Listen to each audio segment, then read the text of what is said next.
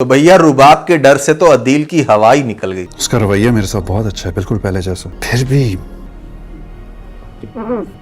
अगर आपको भी बहुत सारे लोगों की तरह लग रहा है कि ये मैंने एडिटिंग में किया तो आप जाकर एपिसोड देख सकते हो, वहां पर ये वाकई में साउंड निकला है। अबे ये अदील का मैनेजर कोई ट्रांसजेंडर है क्या? इतने चार्मिंग आदमी है माशाल्लाह। अपनी इन नशीली आंखों से बेगम को प्यार से देखिए। ये क्या है? सो कभी मैं कभी तुम की नेक्स्ट एपिसोड आपको बहुत ज्यादा शॉक करने वाली है, क्योंकि यहां पर दिखाए जाएंगे कुछ आपको ऐसे सीन जो आपने सोचे भी नहीं होंगे। भैया ये ड्रामा इंटरेस्टिंग था ही, लेकिन अब ब्लॉकबस्टर हो जाएगा नेक्स्ट एपिसोड से, क्योंकि एक ऐसा मंजर है जो आपको आज की इस वीडियो में बताऊंगा और आप लोगों को अच्छा खासा तड़का लगने वाला है। तो वो कौन सा सीन है, क्या होगा अदील के साथ, शर्जीना और मुस्तफा पर कौन सी क़यामत टूटेगी, किस तरीके से मुस्तफा जो है वो अब कुछ बहुत बड़ा करने वाला है, इन सभी क्वेश्चंस के आंसर मैं आज के स्टूडियो में दूंगा। लेकिन उससे पहले अगर आप लोगों ने मिस्टर नुमान व्लॉग्स को सब्सक्राइब नहीं किया तो जल्दी से कर ले, क्योंकि पीके लग्जरीज की तरफ से आपको luxury gifts free of cost दिए जा रहे हैं। जिन लोगों ने सब्सक्राइब किया है उनको बहुत सारे गिफ्ट मिल चुके हैं, 100 लोगों को डिस्पैच हो चुके हैं। चैनल को सब्सक्राइब करने के बाद, इंस्टाग्राम पे फॉलो करने के बाद दोनों के स्क्रीनशॉट वहां पर भेजना मत भूलिएगा। हाँ मेरा बच्चा, क्योंकि तुमने तो कभी कंसर्न शो की नहीं है। Here we go!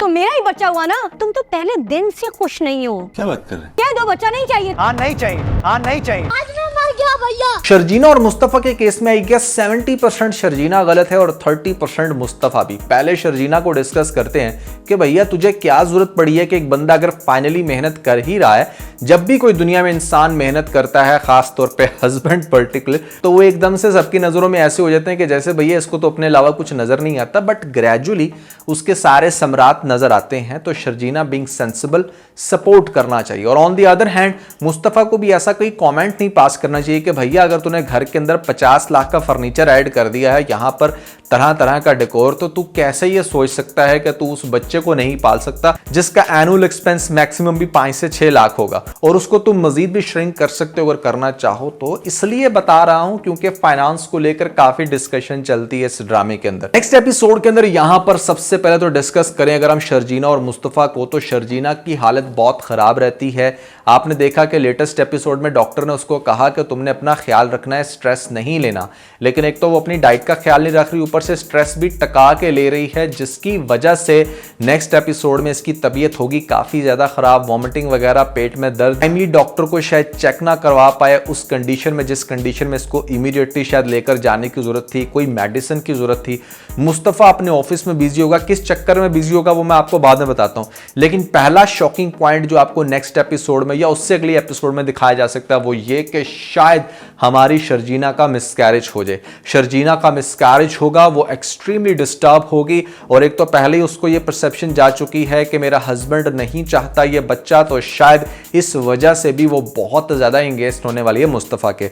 Mustafa on the other hand जिसको सिर्फ पैसा नजर आ रहा है, फैमिली का कोई शख्स नहीं, तो यहां पर होगा ये कि भैया डाउनलोड्स तो आगे किसी एक इन्फ्लुएंसर की वजह से, लेकिन उसके बाद वो मजीद रिच होना चाहता है। वो चाहता है कि खुला पैसा कमाऊं, मैं ओवरनाइट बिलियनर बन जाऊं। तो ऐसे में होगा क्या कि मतलब जब भी आपकी कोई गेम सक्सेसफुल होती है ना, तो इर्द गिर्द के जो इन्वेस्टर होते हैं ना, जो गेमिंग इंडस्ट्री के अंदर होते हैं, उनको उनकी फौरन से रालें निकलना शुरू हो जाती हैं, तो वो आकर बड़ी बड़ी ऑफर्स कराते हैं।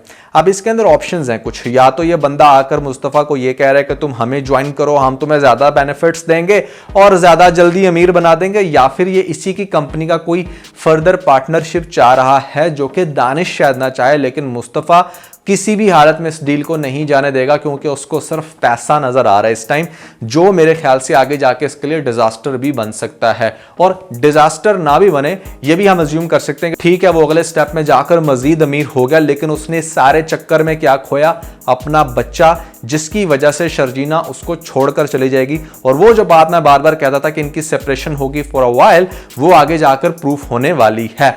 मुस्तफा बिल्कुल अकेला रह जाएगा, भले पैसा ठीक ठाक, बट साथ में कोई नहीं होगा।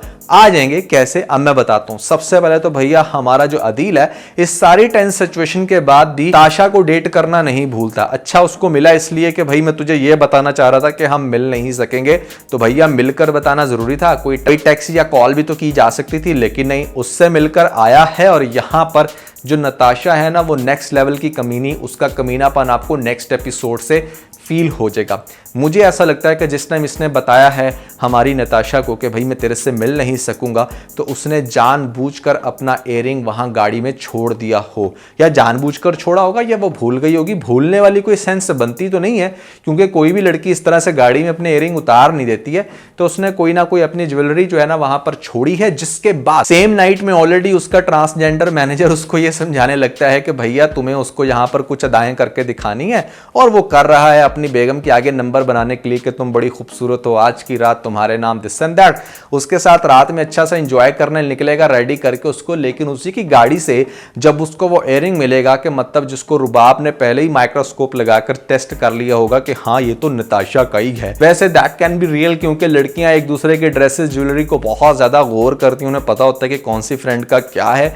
तो यहां पर जब उसको वो मिलेगा पॉइंट और उसको फौरन से वो रिकॉल हो जाएगा कि भाई अच्छा नताशा को लेकर तो मेरे बाकी के फ्रेंड भी ये कह रहे थे कि वो इस तरीके से गायब हो जाती है, अपने सलमान को नहीं बताती। तो फौरन से ये कनेक्शन कड़ियों से कड़ियां मिलाकर ये बात पत्थर पर लकीर कर देगी कि इसका चक्कर तो मेरे हस्बैंड के साथ ही है। अब यहां से सुनते जाएं आप नेक्स्ट एपिसोड में होगा क्या। हमारी जो रुबाब है ना, बीइंग क्वाइट मैच्योर और सेंसिबल, यहां पर फौरन से रिएक्ट नहीं करेगी जैसे नॉर्मल लड़कियां करती हैं। She is a business woman, और वो जो भी करती है ना जस्टिफाई करेगी सिचुएशन के साथ। होगा ये कि उस रात इसके साथ घूम फिर कर और बाकी चीजें ऑब्जर्व करके, या हो सकता है कि नेक्स्ट एपिसोड में एक दफा फिर से कहीं उनको देख भी ले, या अपने किसी रिसोर्सेज से पता लगवा भी ले कि अच्छा नताशा इसी से मिलती रही है।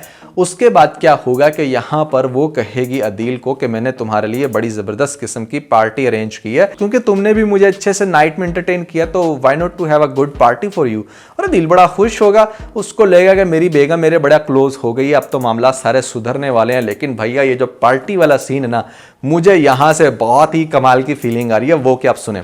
पार्टी होगी बड़ी ज़बरदस्त लेवल की, यहाँ पर हर चीज़ बड़े अच्छे से अरेंज होगी। उस पार्टी के अंदर डेफिनेटली गेस्ट के तौर पर आएंगे इसके माँ बाप भी, घर में ही रह रहे हैं, घर कमरे से निकल के बाहर लॉन में आ जाएंगे। सारे गेस्ट के सामने सबको बहुत अच्छे तरीके से एक बड़ी कमाल की प्रेजेंटेशन दी जाएगी हमारी रुबाब की तरफ से। जितने भी फाइनेंस के रिकॉर्ड थे वो जो दूसरा इनका बंदा है वो ला कर देगा विद सबूत कि भैया ये देखो इन डॉक्यूमेंट से साबित हो रहा है कि बहुत बड़ा घपला किया है अदील ने। एक तो वो सारी चीजें, और उसके बाद ये जो नताशा को डेट कर रहा है और उसका इयररिंग, इन सब को बहुत ही सार्केस्टिक मैनर में हमारी जो नताशा है ना, सॉरी जो रुबाब है ना, प्रेजेंट करने वाली है सारे मेहमानों को ये देखें ये है मेरे हस्बैंड के करतूत। मैं कुछ टाइम के लिए मुल्क से बाहर क्या निकली, ये तो मुझे पीछे से बेच खाने को गया, इसने मेरी कंपनी में करोड़ों का घपला किया, इसने यहां पर मेरी फ्रेंड को डेट किया, मैंने अपनी उस गाड़ी से ये इयररिंग पकड़ा जो करोड़ों की गाड़ी मैंने इसको गिफ्ट के तौर पे दी थी। और पता नहीं वो क्या कुछ बोलेगी जिसकी वजह से अदील का सर शर्म से झुकेगा और साथ में आएगा गुस्सा, लेकिन उसके पेरेंट्स के जो हालात होंगे ना वो तो देखने वाले होंगे। इस सारी सिचुएशन के बाद यहां पर भरी महफिल में सबके सामने अदील की कुत्ते वाली करने के बाद उसको ये ऐलान करेगी कि तुम आज से मेरी जिंदगी से दफा दफान हो जो, मैं तुम्हारी शक्ल पे थूकना भी नहीं चाहती। क्या बात है। जिसके बाद यहां पर अदील बहुत कुछ कहना चाहेगा, लेकिन उसकी एक बात नहीं सुनने वाली हमारी रुबाब, और फौरन से कहेगी कि भाई अपना बोरिया बिस्तरा समेटो और निकलो मेरे घर से। गार्ड्स तक को कह देगी कि इनको निकालो। इवन के उसके माँ बाप कुछ कहना चाहेंगे तो उनका सामान उठाकर बाहर फेंकेगी और कहेगी कि आपको शायद पार्टी में समझ नहीं आई, मैंने किसी और लैंग्वेज में नहीं बोला था, निकल जाए मेरे घर से, आप सब लोगों ने मुझे बहुत धोखा दे दिया। अब देखो उसके माँ बाप का घर इसने बिकवा दिया, अपने उस अकाउंट में पैसे डाले थे वो सारे जिसको ऑलरेडी फ्रीज कर दिया था हमारी रुबाब ने, कंपनी अकाउंट में पैसे थे उन पैसों से भी गया। तो एकदम से मतलब अदील और उसके माँ बाप रोड पे आ जाएंगे, उनके पास कोई पैसा नहीं होगा, कोई कन्वेंस नहीं होगी, और माँ बाप दुनिया जहान की बद्दुआएं देंगे अदील को, बहुत ही बुरा भला कहेंगे, लेकिन उस सबसे कुछ नहीं होने वाला। हो सकता है कि हमारा जो अदील है वो मजीद टेंशन में आके करे कॉल नताशा को, कहे कि मैं बहुत अपसेट हूं, नताशा उसको अपने पास बुला ले या कोई पैसों की फेवर, लेकिन माँ बाप नहीं साथ जाएंगे। माँ बाप बहुत परेशान होंगे, पहले जाएंगे अपनी बेटी के घर में, वहां पर जाकर उसको सारी राम कहानी सुनाएंगे, बेटी बहुत अफसुर्दा।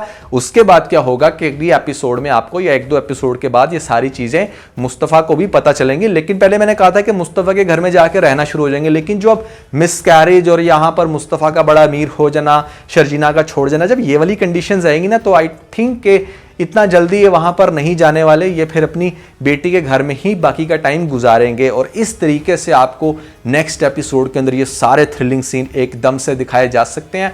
एकदम से ना भी हो तो इनका 50% या फिर 50% नेक्स्ट एपिसोड में। एक बात तो कंफर्म है कि आने वाली एपिसोड बहुत ज्यादा इंटरेस्टिंग होगी, ड्रामा मजीद पंप होगा और आप लोगों को बहुत ज्यादा मजा आने वाला है ये ड्रामा देखने का। तो कैसी लगी आपको नेक्स्ट एपिसोड की स्टोरी? क्या आपको भी यही लगता है कि नेक्स्ट एपिसोड में यही होगा या कुछ डिफरेंट होने वाला है? आपने मुझे कमेंट्स में जरूर बताना है। और यह भी कि कभी मैं कभी तुम ड्रामे की वो कौन सी ऐसी खास बात है जो आपको इस ड्रामे से जोड़कर बैठी हुई है? लेटेस्ट एपिसोड का कौन सा इंटरेस्टिंग सीन था? आने वाली एपिसोड में कौन सी चीज आपको एक्साइट कर रही है? इन सभी क्वेश्चंस के आंसर मुझे कमेंट्स में जरूर देने। और इसके अलावा यह भी कि क्या आपने हमारे मिस्टर नुमान व्लॉग्स को सब्सक्राइब किया या नहीं? अगर नहीं किया तो जल्दी से कर लें। लेटेस्ट व्लॉग का आपको लिंक भी मिल जाएगा, जाकर वीडियो देखकर सब्सक्राइब करके पीके लग्जिस की तरफ से गिफ्ट लेना मत भूलिएगा।